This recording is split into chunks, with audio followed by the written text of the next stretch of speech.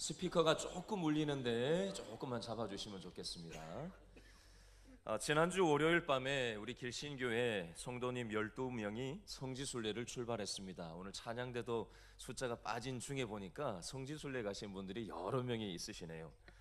현재 이스라엘과 이집트를 여행하고 수요일쯤에 도착할 예정인데요.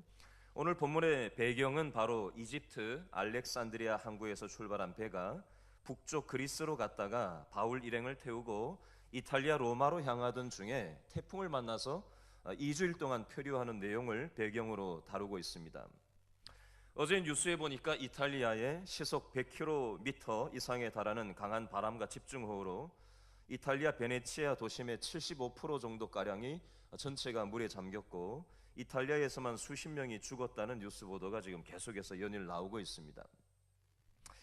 제가 퀴즈를 하나 낼 테니까 이곳이 어디인지 한번 맞춰보시기 바랍니다. 이탈리아 밑에 위치한 작은 섬나라입니다. 인구는 45만 명 살고요. 크기는 제주도의 6분의 1 정도입니다. 유럽에서 은퇴 후에 가장 살기 좋은 나라고요. 유럽 사람들이 선호하는 신혼여행지 1위입니다. 요즘 우리나라 사람들도 신혼여행지로 인기가 좋은 곳이기도 한데요. 종교는 카톨릭이 96% 이상으로 유럽에서 카톨릭 비율이 가장 높은 나라입니다. 이곳은 어딜까요? 오늘 본문에 있어요. 1절에 답을 찾아볼까요? 1절 다 같이 시작. 우리가 구조된 후에 안즉 그 섬은 무엇이라? 멜리데라. 이 멜리데라는 섬이 요즘으로 치면 몰타 공화국이라고 하는 작은 도시 섬나라 국가가 되겠는데요. 바로 이것이 제가 방금 퀴즈를 냈던 그 동네입니다. 2주일 동안 계속되는 태풍 속에서 먹지도 못하고 마시지도 못한 사람들이 절망에 빠져 있었습니다. 우리도 이 세상을 살아가다 보면 인생의 태풍을 만날 때가 있습니다. 제가 찬양대 찬양할 때 저는 어떤 습관이 있냐면 오늘 성도들이 누가 오셨나 이렇게 저렇게 한번 쓱 살펴요. 제가 쓱 보는 것 같지만 여러분 껍데기를 보는 게 아니라 지금 저분의 멀쩡하게 앉아있는 저분 속에 지금 어떤 태풍이 인생에 있는가 하는 관점으로 제가 오늘 여러분들을 이렇게 쓱 쳐다봤는데 어떤 분은 이러한 제가 뭐 일일이 얘기하진 않겠지만 이런 태풍이 있고 또 저 성도님은 지금 저 태풍 속에 지금 힘들어하고 있겠구나. 또 저분은 또 이런 문제 때문에 지금 인생의 태풍을 지금 통과하고 있구나. 이런저런 그런 한 분 한 분의 인생의 가지가지 태풍을 바라보면서 제가 마음에 품는 기도를 하면서 여러분들을 제가 훔쳐봤어요. 여러분 아무리 돈이 많아도 해결되지 않고 이 사람 저 사람 찾아가봐도 내 뜻대로 해결할 수 없는 통제불능 상태인 초대형 태풍을 우리는 인생의 삶 가운데 만날 때가 있습니다. 그때 할 수 있는 것이라고는 절망밖에는 할 것이 없는 내 인생의 IMF와 같은 상황을 우리는 만날 때가 있습니다. 오늘 본문에 나오는 사람들도 절망밖에는 할 것이 없었어요. 바로 그때 하나님께서 바울에게 하나님의 말씀으로 그 절망 속에 있던 사람들을 붙들어 주시는 장면이 나오는데요. 우리 지난주 본문이었던 사도행전 27장 22절 말씀을 한 번 더 읽어볼까요? 27장 22절 다 같이 시작. 내가 너희를 권하노니 이제는 뭐하라? 안심하라 동그라미. 너희 중 아무도 생명에는 아무런 손상이 없겠고 오직 배뿐이리라. 25절 다 같이 그러므로 여러분이여 무엇하라? 안심하라 동그라미. 나는 내게 말씀하신 그대로 되리라고 누구를 믿노라? 하나님을 믿노라. 지난주에도 강조했지만 지지난주 강조했지만 안심하라는 말이 22절에도 나오고 25절에도 안심하라는 말이 반복적으로 나오고 있습니다. 인생의 절망을 만난 인생의 큰 IMF와 같은 태풍을 만난 저와 여러분에게도 하나님께서는 오늘 안심하라고 말씀하십니다. 왜요? 나는 내게 말씀하신 그대로 하나님의 말씀대로 되리라고 누구를 믿기 때문에 하나님을 믿노라. 사도 바울이 얘기하는 거예요. 그리고 26절에 하나 덧붙이는 말이 있어요. 오늘 본문과 연관이 되죠. 26절 다 같이 시작. 그런즉 우리가 반드시 어디에? 한 섬에 걸리리라 하더라. 아멘. 반드시 한 섬에 걸린다라는 표현이 나오고 있습니다. 한 섬에 걸리는데 어떻게 한 섬에 걸리느냐? 어떤 섬에 걸릴 수 있을지 없을지 모르겠다. 어떻게 하면은 살 수도 있을지 모르겠다. 이게 아니라 반드시 한 섬에 걸릴 것이다 라고 단정적으로 사도 바울은 하나님께서 주신 말씀을 받아서 절망 속에 있는 이 사람들에게 믿음의 말을 하고 있는 장면이 나오고 있습니다.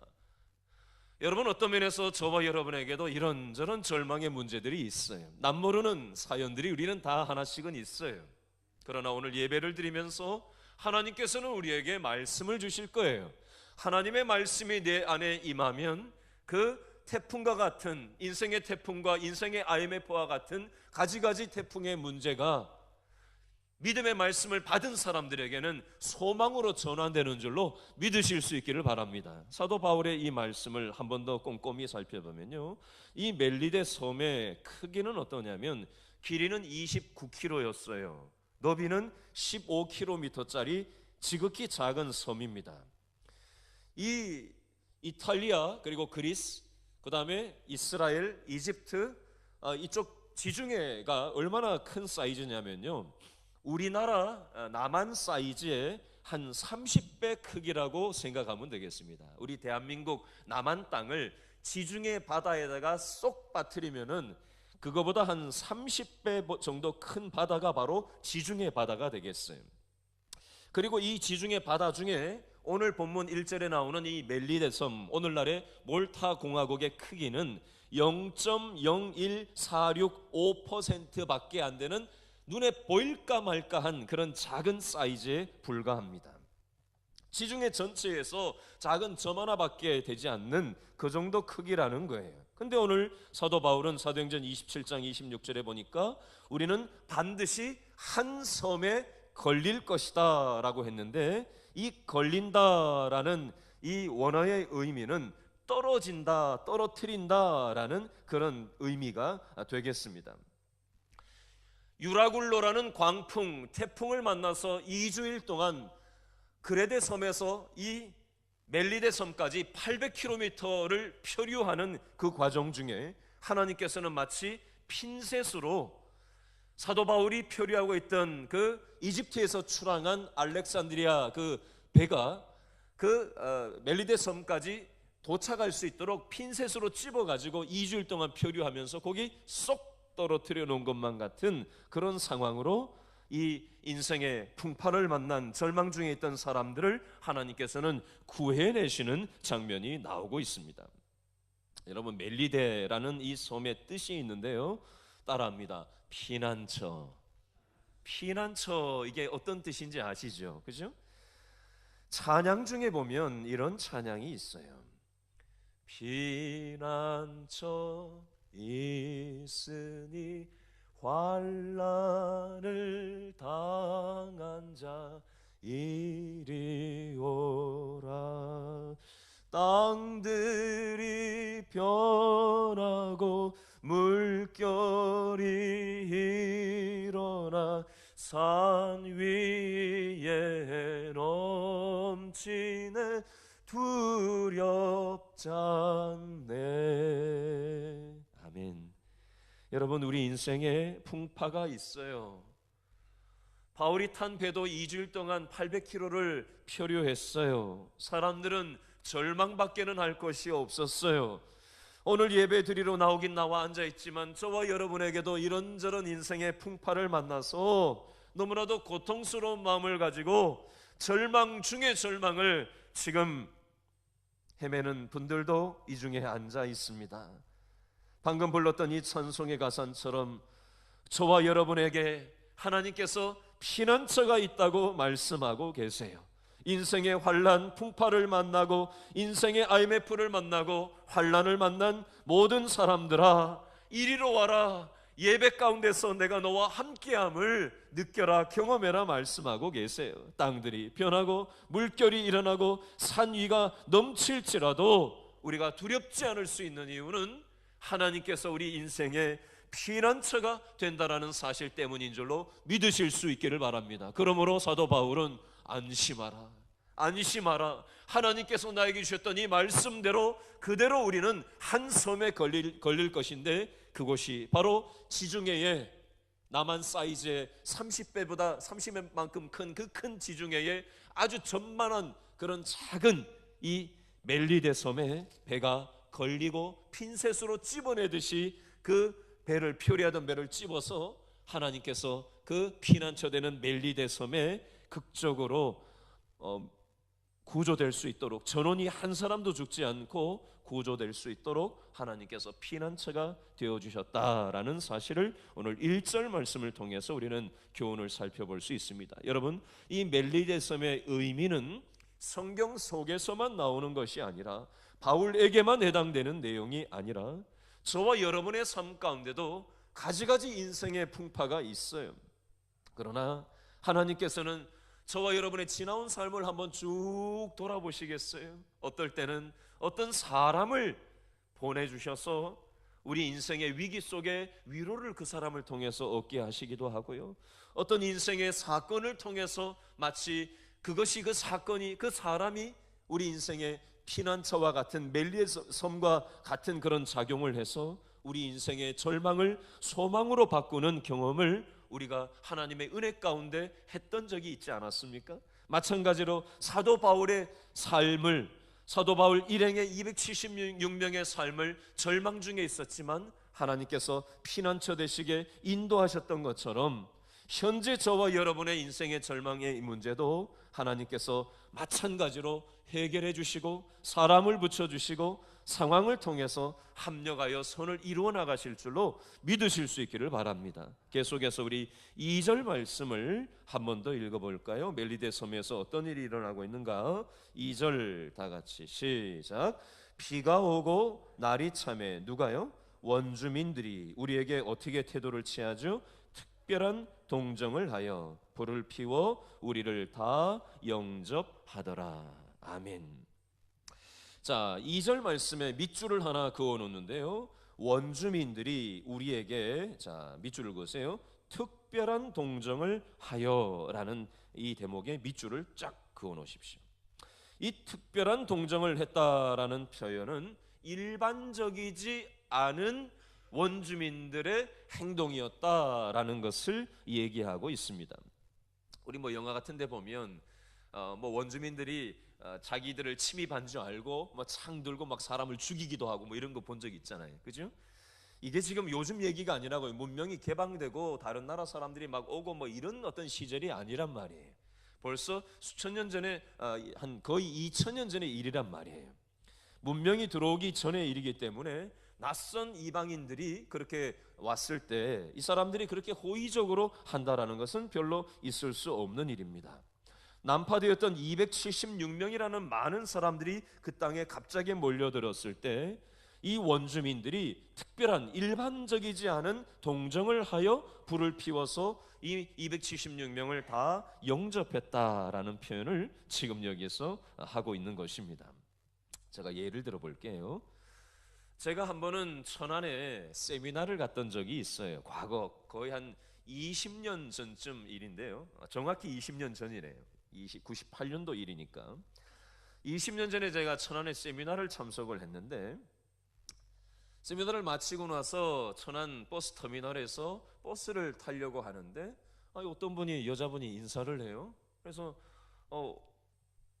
아까 본 것 같긴 한데 누군지 잘 몰라서 어떻게 통성명을 하고 했더니 아까 세미나에 같이 참석했던 사람이라고 하면서 어떻게 버스를 같이 타고 서울에 있는 우리 남부 터미널 그쪽으로 같이 천안에서 버스를 어떻게 동행해서 같이 타고 오게 됐어요. 얘기를 하다 보니까 이분이 본인이 선교사라고 하시는 거예요. 그래서 선교하는 일도 이렇게 저렇게 얘기하고, 저도 제 형편을 얘기하고 1시간여 타고 오면서 이런저런 얘기를 하고 같이 이렇게 왔어요.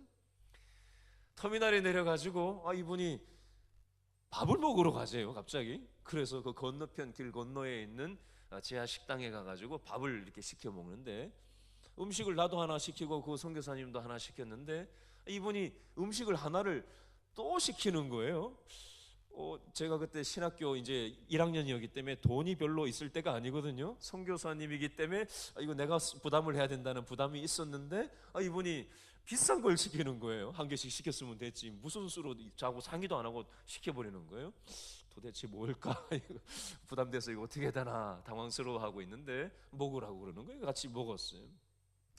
음식을 먹고는 제가 이제 계산을 해야 될까 싶어서 돈은 없는데 주섬주섬 어떻게 해야 되나 싶어서 그러고 있는데 이분이 벌떡 일어나더니 본인이 가서 계산을 하시는 거예요. 그렇게 하더니 저한테 오셔가지고는 봉투를 하나 딱 내미시는 거예요. 이게 뭐냐고 그랬더니 저보고 이거 가지래요. 이게 뭔데 이걸 저한테 가지라 그랬냐 그랬더니 이분이 이 돈이 어디서 온 거냐면은 어느 교회 권사님이 어느 전도사님을 줬대요. 근데 그 전도사님이 또 다른 분을 줬대요. 근데 그분이 이 선교사님을 또 줬다는 거예요. 근데 그걸 저한테 또 줬다고 하면서 이거 가지라고 이렇게 하는 거예요. 제가 돈 물어야 되는가 아닌가 하고 있다가 밥도 얻어먹고 스페셜로 음식 하나 더 시켜 먹고 가난하던 신학생 시절에 또 봉투까지 그 당시로 치면은 제 기억으로는 10만 원 이상, 10만 원, 한 20만 원은 됐던 거. 20년 전에 20만 원이면 굉장히 컸잖아요, 그죠?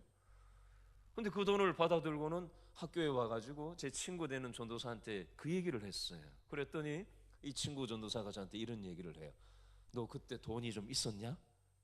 별로 그때 좀 없을 때다. 그랬더니 그러면 하나님이 그 선교사님을 통해서 네가 아무 모르는 처음 보는 사람이지만 그 돈을 네가 받는 걸 통해서 이 세상은 그저 너의 합리적인 생각이나 너의 기준대로 살아가는 것이 아니라 하나님의 은혜 속에서 은혜의 통로로 살아가는 삶을 너한테 훈련시키려고 하나님이 너한테 그 사람을 그 선교사님을 통해서 이런 경험을 하게 했는가 보다. 감사하고 기도하고 너 그거 써라 이렇게 저한테 얘기를 해주더라고요. 여러분 오늘 28장 2절에 보니까 원주민들이 일반적이지 않은 특별한 동정을 이 276명 바울 일행에게 하는 장면이 나와요. 여러분 우리는 이 세상을 살아가다 보면 참 사람들한테 뒤통수를 맞는 일들이 많이 있습니다. 진짜 믿었던 사람인데 그죠? 요즘 뉴스에 회개한 뉴스가 연일 계속해서 나오고 있죠. 결혼하려고 했던 사람한테 죽임을 당하지를 않나, 그죠? 남편한테 죽임을 당하지를 않나. 별의별 회개한 뉴스가 요즘 계속해서 연일 뉴스 보도를 타고 있습니다. 참 그렇게 믿었던 사람인데 저 사람만은 틀림없는 사람이라고 생각했는데 참 사람은 믿을 대상이 되지 못한다라는 것을 우리는 철저하게 실감하면서 차가운 세상을 우리는 살아가고 있습니다. 저를 따라서 한번 이렇게 외쳐보실까요? 사람을 믿지 말고 사람 뒤에 있는 하나님을 믿읍시다. 다시요. 사람을 믿지 말고 사람 뒤에 있는 하나님을 봅시다. 아멘. 여러분 사람은 신뢰의 대상이 아니에요. 빨리 내려놓으세요. 사람 뒤에 있는 하나님을 우리는 믿고 믿음으로 바라봐야 되는 줄로 믿으실 수 있기를 바랍니다. 여러분 원주민들이 착해서 지금 사도 바울을 도와주고 있는 것 같은데요, 그런 게 아니에요. 그리고 또 하나 어떤 사람이 나오냐면 지지난주 본문인 27장 42절 43절을 추가로 한 번 더 볼까요? 27장 42절 43절 다 같이 시작. 군인들은 죄수가 헤엄쳐서 도망할까 하여 그들을 죽이는 것이 좋다 하였으나 누구는요? 백부장이 바울을 구원하려 하여 그들의 뜻을 어떻게 하죠? 막고 헤엄칠 줄 아는 사람들을 명하여 물에 뛰어내려 먼저 육지에 나가게 하고 42절에 군인들의 동그라미를 하시고요, 43절에는 백부장의 동그라미를 해보십시오. 42절 군인들은 죄수들이 배가 난파되고 나니까 지금 예를 들어서 교도소가 뉴스에 그런 게 나온 적이 있잖아요. 어느 나라에 문제가 생겨가지고 폭동이 일어나고 막 난리가 법석이 일어나니까 교도소에 있는 사람들이 다 밖으로 어떻게 나가게 돼서 막 무법천지가 된 그런 뉴스, 제가 최근에도 어느 나라에 그런 일이 있었다는 걸 본 적이 있는데요. 마찬가지로 태풍을 만나서 배가 깨지고 난파되니까 배 안에 치안이 아주 완전히 쑥대밭이 된 거예요. 그래서 지금 죄수들이 막 뛰어내리고 막 그런 일들이 막 벌어지니까 이 군인들이, 죄수들을 관할하고 있던 군인들이 로마법에 따르면은 죄수들을 군인들이 제대로 관리를 못해 가서 한 사람이라도 탈출을 하잖아요. 그러면 그 책임을 누구한테 로마법에는 물었냐면 그 군인들한테 물었어요. 군인들을 죽이거나 군인들을 직위 해제시키거나 굉장히 엄한 로마법이 있었기 때문에 지금 그래서 42절에 군인들은 죄수가 헤엄쳐서 도망하면 자기들한테 그 해가 돌아오니까 이 죄수들을 다 죽이자고 얘기를 하고 있는 거예요. 그 죄수 중에는 바울도 포함되어 있어요. 근데 백부장이, 책임자가 어떻게 하죠? 바울을 구원하려고 해서 이 군사들의 뜻을 막고 이 헤엄칠 줄 아는 사람들은 명하여서 물에 뛰어내려서 먼저 육지로 헤엄쳐서 가라. 어떻게 하다 보면 그 죄수들이 도망칠 수도 있잖아요. 그죠? 그러면 백부장 자기 책임이 될 수 있는데도 불구하고 백부장이 이렇게 하고 있는 장면이 나옵니다. 자, 여기에서 교훈이 있어요. 좀 전에 28장 2절에도 원주민들이 일반적이지 않은 특별한 동정을 해서 276명에게 영접을 하고 불을 떼게 해주고 좋게 대우를 해줬던 것처럼 27장 42절 43절에도 보면 이 군인들은 자기 살려고 바울 일행 죄수들을 전부 죽이자고 했지만 이 백부장은 바울을 살리기 위해서 특별한 동정을 하고 있는 장면이 나오고 있습니다. 백부장한테 바울이 무슨 돈을 챙겨준 것도 아니었고요, 무슨 친인척 관계도 아니었고요, 아무 그렇게 해야 될 이유가 전혀 없는 상황인데 백부장이 이렇게 하고 있더라는 것입니다. 여러분, 백부장의 마음을 하나님께서 움직여 준 것이고요, 또 원주민들의 마음을 하나님께서 움직여 주시고 그 사람들을 하나님께서 통해서 하나님이 바울을 보호해 주고 계시다라는 사실을 여기서 원리로 우리는 볼 수가 있습니다. 그렇기 때문에 우리는 기도할 때 이렇게 기도할 필요가 있어요. 하나님, 내가 만나는 사람들에게 특별한 은혜를 입는 삶을 살게 해 주시옵소서. 우리 자녀들이 만나는 사람들에게 하나님의 특별한 은혜를 베풀어 주셔서 우리 자녀들이 이 세상을 살아가면서 하나님의 은혜를 입는 삶이 되게 하여 주시옵소서. 그렇게 기도할 수 있기를 바랍니다. 그러면 하나님께서, 나의 최선을 넘어서시는 하나님께서 함께 하시는 은혜를 우리가 경험하게 될 줄로 믿습니다. 특별히 우리 사업하시는 분들, 직장생활 하시는 분들도 사업하면서 만나는 사람들, 틀림없는 사람이라고 생각했지만 그 사람들이 내 뒤통수를 치는 일들이 얼마나 많은 세상입니까?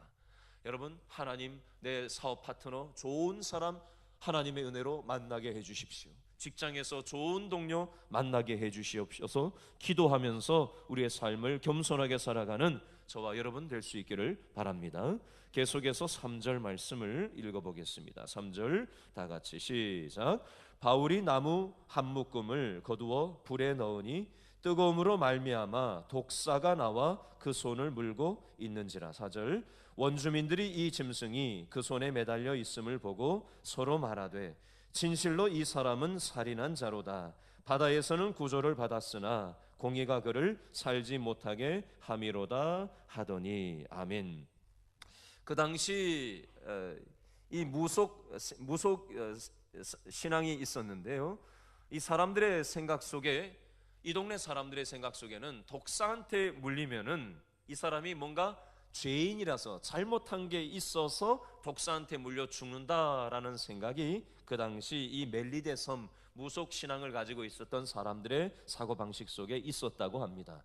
사도 바울 일행이 태풍을 만났지만 276명이 다 살아서 구조된 거는 어떻게 하다가 구조됐지만 그 중에 이 바울이라는 사람만 유독 독사에 물린 걸 보니까 저 사람이 뭔가 죽을 일을 당해서 잘못한 살인을 한 사람이기 때문에 이 사람이 이렇게 됐다라고 하면서 뒤에서 수군거리는 얘기가 지금 여기 원주민들의 말 속에 있는 것입니다. 자, 이런 원주민들의 기대와는 다르게 어떤 일이 생기는가? 우리 5절, 6절 말씀을 묶어서 읽어볼까요? 시작. 바울이 그 짐승을 불에 떨어버리매 조금도 상함이 없더라. 그들은 그가 붙든지 혹은 갑자기 쓰러져 죽을 줄로 기다렸다가 오래 기다려도 그에게 아무 이상이 없음을 보고 돌이켜 생각하여 말하되 그를 무엇이라 신이라 하더라. 아멘. 이 사람들의 상식으로는, 경험으로는 처음 이런 일이 일어났고요. 어떻게 이런 일이 있을까 싶어서 이 사람은 신이라고 얘기하는 장면이 나오고 있습니다. 제가 예를 하나 들어보겠습니다.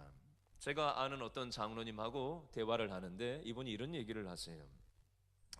이분은 사업을 크게 하시는 분이신데 전 세계에서 무역을 하시고 또 사업을 여러 나라를 다니면서 하시는 장로님이세요. 중동 지역에 이분이 사업체가 있으셨는데 평신도 선교사로 또 사업을 하면서 또 그 지역에서 복음을 전하는 그런 일들을 충성스럽게 하시는 그런 사업가이자 평신도 선교사 장로님이셨어요.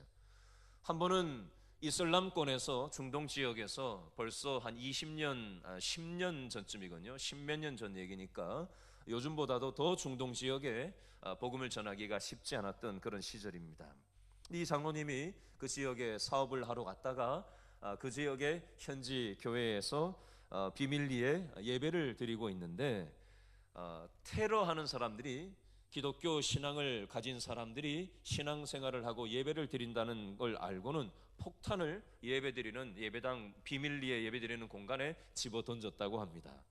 사람들이 놀라서 막 피하고 난리가 났는데 그 폭탄이 불발탄이 되고 터지지 않는 그 경험을 하게 되면서 이 장로님이 저한테 그 경험을 하고 저한테 얘기했던 적이 있어요. 목사님, 하나님이 제가 하나님 뜻대로 그렇게 살아가니까 그런 위급한 어려움 속에서 폭탄이 터지지 않고 살아난 적이 있습니다 라고 얘기를 하시면서 덧붙였던 말이 있어요. 아들이 미국에서 유학을 하고 있는데 이 아들이 미국에서 유학을 마치고 나면은 아버지의 뜻을 이어받아서 아들도 그 전문성을 가지고 그 땅에 들어가서 평신도 선교사로 그 일을 하기를 원한다라는 말을 저한테 하셨던 적이 있습니다. 여러분, 이 세상은 물리적으로 보이는 것만 가지고 살아가는 것 같지만 우리 눈으로, 우리 상식으로 우리의 어떤 기준과 다른 하나님의 역사가 지금도 선교지에서는 일어나고 있고요. 믿음으로 진짜로 하나님 뜻대로 살아가려고 몸부림을 치는 사람들의 삶을 통해서 하나님의 역사는 지금도 일어나고 있는 줄로 믿으실 수 있기를 바랍니다. 그 동네 사람들이 당연히 죽을 거라고 생각했지만 이 사람이 살아나는 말도 안 되는 이 기적을 보면서 야, 이 사람은 신이다라고 하면서 신으로 모시는 장면이 나오고 있습니다. 계속해서 7절 말씀을 읽어보겠습니다. 7절 다 같이 시작. 이 섬에서 가장 높은 사람 보블리오라 하는 이가 그 근처에 토지가 있는지라 그가 우리를 영접하여 사흘이나 친절히 머물게 하더니 8절 보블리오의 부친이 열병과 이질에 걸려 누워있거늘 바울이 들어가서 기도하고 그에게 안수하여 낫게 하매 9절 이러므로 섬 가운데 다른 병든 사람들이 와서 고침을 받고 10절 후한 예로 우리를 대접하고 떠날 때에 우리 쓸 것을 배에 실었더라. 아멘.